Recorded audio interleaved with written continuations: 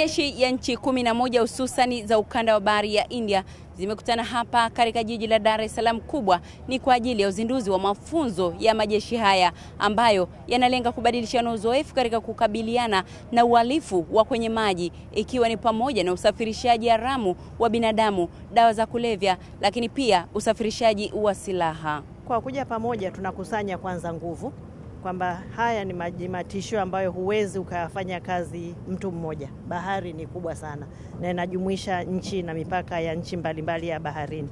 Na India wenyewe wameleta hii meli kubwa kabisa ya kisasa. Hii meli kubwa ya kisasa katika kubadilishana mawazo ina teknolojia za hali ya juu. Kwa hiyo wataweza pia kupata mafunzo kujua katika dunia ya sasa, katika teknolojia ya ulinzi baharini tunaweza kwenda namna gani. India and Africa are united by the Indian Ocean. Mahusiano kati ya India na mataifa mengine Afrika yamekuwa ni ya muda mrefu na yamejikita zaidi katika utamaduni, uchumi na siasa. Na ushirikiano huo umetengeneza uchumi wa dunia kati ya bara moja na bara lingine. Interconnected global economy. Awali wakuu wa majeshi wa nchi hizo wameeleza umuhimu wa mafunzo hayo na namna yatakavyofanyika. Ni zoezi la ulinzi wa baharini. Tunataka kuona namna gani tunaweza tukakabiliana na matishio ya baharini kwa pamoja. Ni mazoezi ya kawaida kabisa kati ya nchi marafiki.